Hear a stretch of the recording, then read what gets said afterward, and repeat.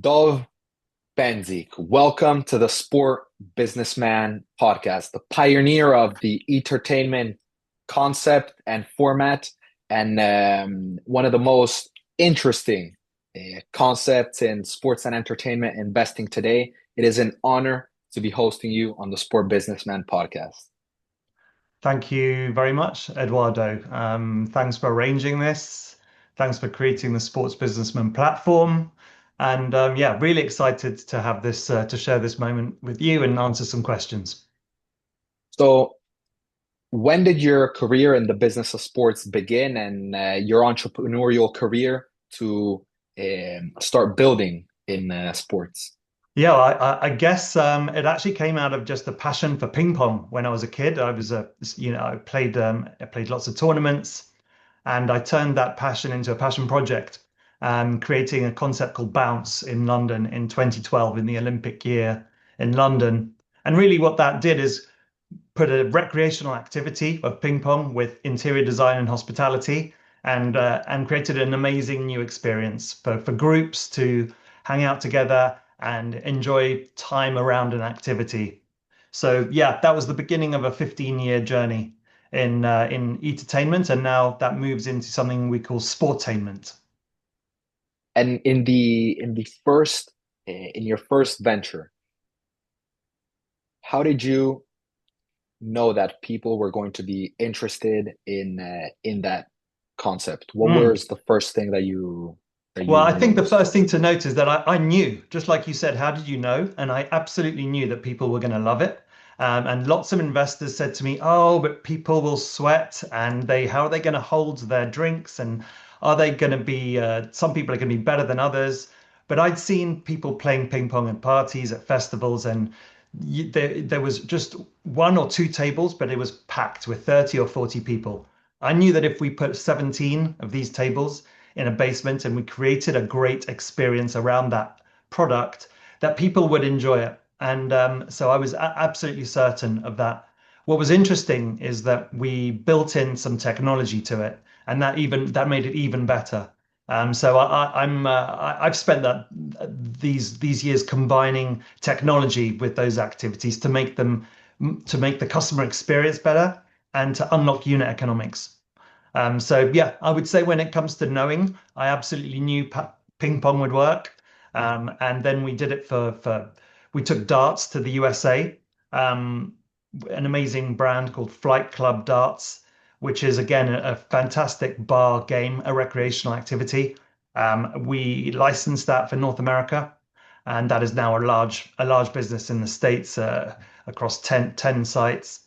And we did the same for mini golf. So really the ping pong was the beginnings of putting lots of activities in hospitality settings, and I guess particularly with COVID, this was when people came back after COVID, that desire to be with people just accelerated. So yeah, I think this is going to stay. This is not a fad. And what was the story after Bounce to announce the launch of No Strings a few months ago, and Yeah, that's right. and Uh, from from your experience of building in hospitality, you have to know the who the consumer is. You have to make them you have to know them so much that they keep on coming back. What is your recipe and formula for building there? Yeah, I think I was contacted about 2 years ago by an old friend of mine, who is now my co-founder and business partner. He was living in Miami, and had just gone massively into paddle. And really, I think he would say it changed his life. He moved to Miami, didn't know a whole bunch of people. His kids were going to school there. So he was finding ways in which to meet people and to create his community. And paddle was really the gateway for him. He found that just not only friends but business network. He was playing 3 or 4 times a week and became paddle obsessed. So he picked up the phone and said, there's this amazing product. It's social, it's viral, it's massively high repeat. The frequency is there. It's healthy. It's fun, and maybe there's a way in which Dov, you can take your experience over the last 15 years in recreational activities and hospitality and bake some of those dynamics into paddle to create the defining experience.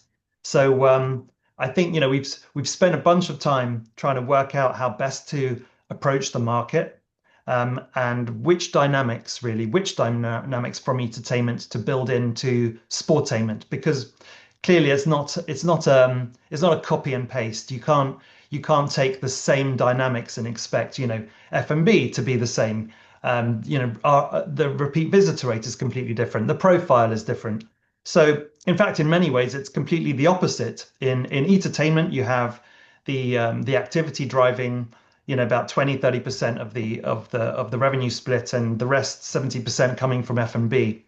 It's pretty much the diametric opposite in paddle, where you have the vast majority of revenue coming from court utilization and a very very small proportion coming from any ancillary spend.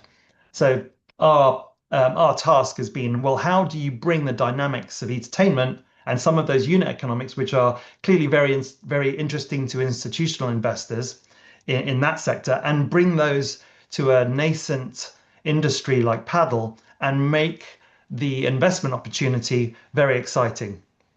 So that's what we've been working on. And could you explain what you to our audience, what do you mean by unit economics and why it's attractive to institutional investors um, for this business? Yeah, I think mostly there are some great examples of single some paddle clubs. There are a few brands that are coming to the forefront, and there's now obviously growth in brands, but for the most part, my feeling has been, and our kind of strong belief is that at its very core, paddle, while it being an incredible product, it's a commodity. Once you're on the court is the same. So while it's kind of very social by design and hyper addictive and accessible from day one, it needs to be undifferentiated. And we've been working on, once you're on the court and the lights are on and you've booked, and there's no one really there that's kind of owning the category in the way that Topgolf owns the driving range category, or Flight Club Darts owns the darts category. And in many ways, Putt Shack, which is another brand that I was heavily involved in, has created an incredible mini golf and a mini golf concept. And it owns that category. So really, we feel that by baking in some of the dynamics from entertainment and layering in technology, that's the gap that we can fill. So we're not talking about replacing what makes paddle great. It's just building the layers on top of the experience to create true differentiation, defensibility, and scale. And that's what I mean about unlocking unit economics. Splendid. And what is your idea of what is the journey of the consumer who is in the no strings, who is involved in no strings? So just like you and I were to go play in Top Golf, what is going to be my experience?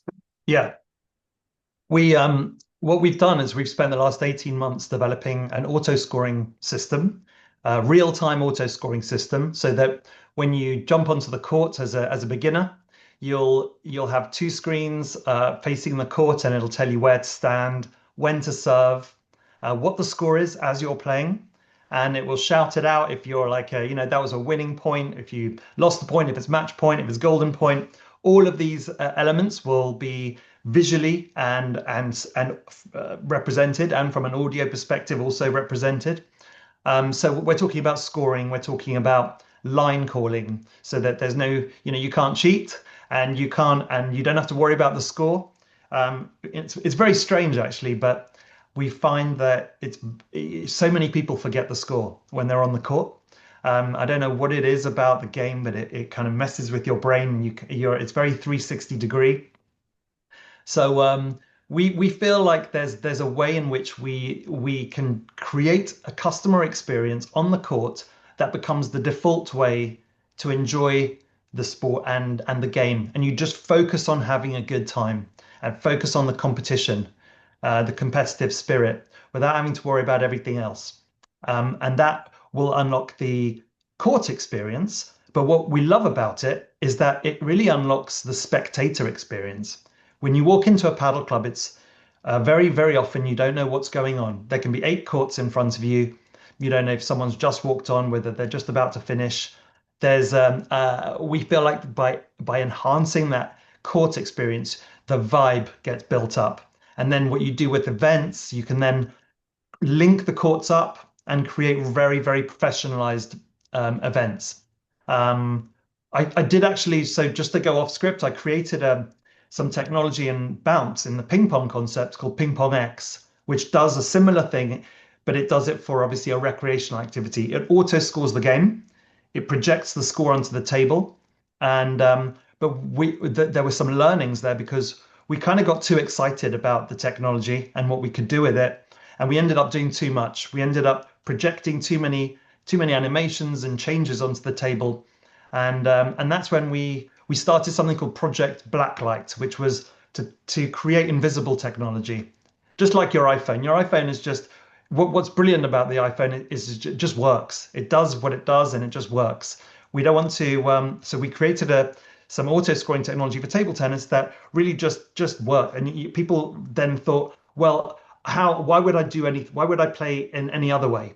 Because this just gives me the score. It tells me what I'm doing. I never have to wait for it. The system's always waiting for me, and it just enhances my experience. And that's the same principle that we're bringing to paddle. And in terms of the social vibe and my experience as a customer, that's gonna make me come back. Could you mention one specific thing that you know for sure is going to make the engagement of the players uh, have an experience they can't have anywhere else in any other similar format.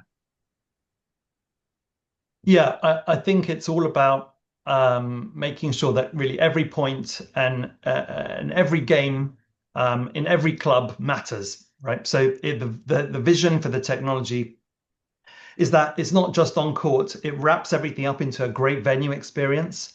So you have the leaderboard or the box league or the Americano or the tournament tree represented on a leaderboard, and it's fully automated. So when it comes to events. And I think operators, as we travel the US and we see incredible events going on in paddle clubs, one thing which I thought would be fantastic is if we could professionalize those events. And it means that we could then drive more bodies to the space, more players will want to be engaged. Programming can be, activated so that we can get the more footfall and more utilization off peak and uncap the revenue at peak times, professionalizing events really and professionalizing programming so that we can use CRM and make sure that we're inviting the right people to the right product at the right time, whether it's dating, whether it's corporates, networking, and so on. All the things that we've been doing from a kind of corporate perspective, which is a huge part of revenue and entertainment. That's the way in which we're really going to unlock, like we said before, those unit economics. But it's really kind of driving uh, fantastic events, and making sure that when from just a standard booking perspective, you just know you've had a great time. But when you then go to a hosted event and we take care of you and the system takes care of you, then suddenly an organizational kind of frictionless experience, which means you're kind of you're engaging with the activity as much as you actually want to. And where are the first locations and places where we can start playing? Well, we are. What I can say to you is that we're going to be, well, we're targeting our first flagship site, Q4 26, maybe Q1 27, depending on on planning. We've got a great site. We're super excited about it, and really, it's going. We're going into our thesis is to go into mature markets or more mature markets. We feel like our product is primed for for cities and metropolitan areas where there are paddle clubs and where we can show off really our differentiation. The entire principle is about linking the courts to the club and then linking those clubs so that there's a physical brand connection, obviously, but there's a very much a digital connection, so that wherever you go into a no strings environment, um, you have the same playing experience and you've got the same system so that you can be welcomed onto the court, um, physically and digitally, and your player history is all available, and your playing experience is, while differentiated, is the same wherever you go. That's our thesis. Are paddle clubs going to feel competition? I think we're going to feel competition. I think the category is going to be.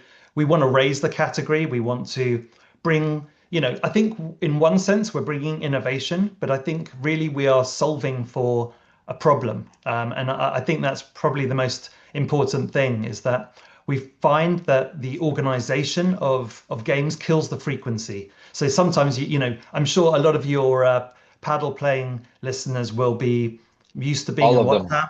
Yeah, all of them play paddle. right.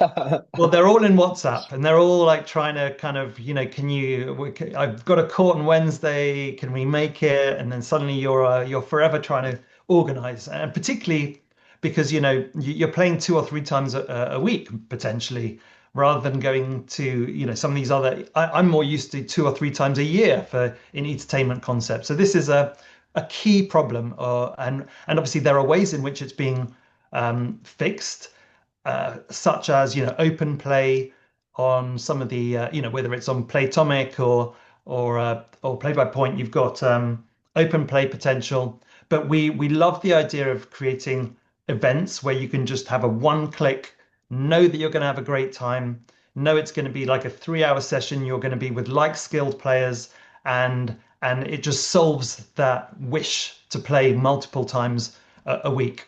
And that's fundamental to what we're doing.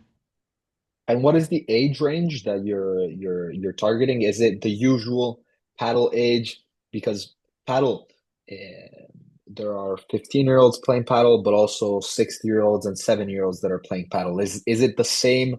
Is that the same age range as paddle that you're targeting, or more younger?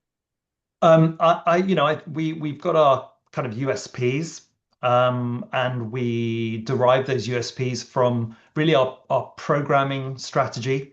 But it is broad in that, we want people to engage, whether it's like a dating event or it could be also be a family social event, competition, or even a league on a weekday, weekend daytime.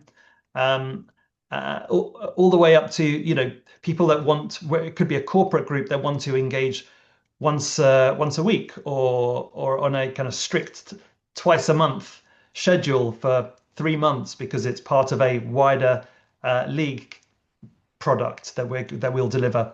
So it could be women's groups, that maybe once you're dropping your kids off from school, there's a window there which is a perfect one for for ladies who want to social potentially, or there's an early morning for ladies that want to have a group before they're going to work. There's lots of ways in which we can skin the cat.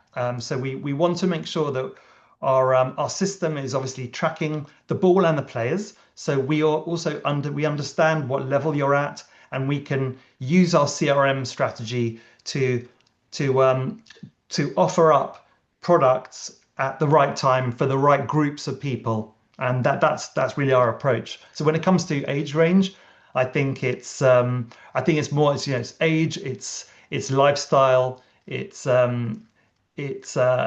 it's whether, it's social or corporate. I think there are lots of ways in which we're going to be targeting players, but I think it's about making sure that we've got the right product and we use our UI system to give the best experience for those types of players at that time. Blended. And for the last question of our audience of entrepreneurs and investors who are looking to build and invest in emerging and niche sports markets such as this, can you share where are the revenue generation opportunities other than the and the monetization models for a business like this? Are there also sponsorships going to be involved? Are there could you share where are the Yeah. Well, I monetization think models? absolutely. And I think, to your point, I think sponsorship is going to be an interesting one because we've got the standard revenue engines of the business, whether it's court bookings, we've got an interesting membership model that unlocks a disruptive pricing model. And we've got obviously our tech-enabled events. We do believe that we can create the right type of social and F&B solution, which is not particularly prevalent in paddle, but it's simply because the not that I feel like some of the hospitality operations and experience that I have are very very very applicable to in the right way to a purposeful, well executed, simplified post paddle experience.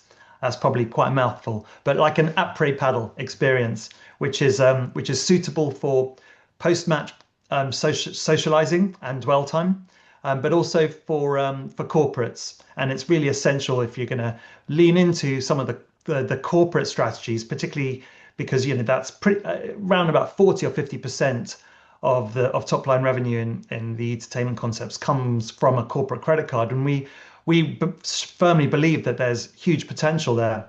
In fact, we went with our bankers at JP Morgan to a great club in Miami, an existing club, and we had a great networking event there, and we just thought, that they said we need to do this every week. Wouldn't it be great if everyone could walk away with their scores and their best bits and some data around their play and we were just thinking, well, this is exactly what we're trying to achieve.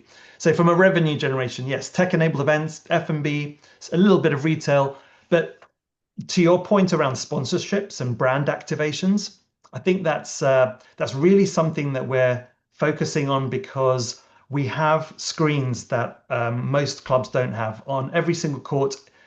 We've got them in our social areas. We've got a large screen looking at,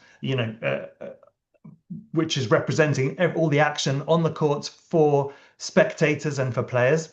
And those are brand opportunities.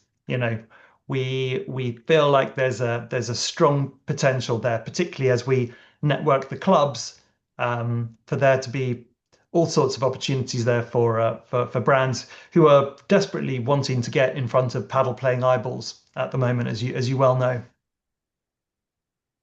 So thank you, Dov, for explaining No Strings on the Sport Businessman podcast. Again, it was an honor to host you today, and we look forward to the launch of No Strings in the mature market, which it will be launching in quarter four of 26 or Q1 of 2027. I look forward as well to try it out. Good. Well, we can't wait to welcome you. And And our audience as well. Yeah, yeah, absolutely. We're all about we want to create like the Apple Store for a paddle experience, and then we want to be licensing our brand, and we want to then be scaling through a SaaS platform so that we can white label our court system and drop it into other clubs around the world that are looking to differentiate. So we can't wait to show you the system and show you how we can make your paddle experience better. amazing.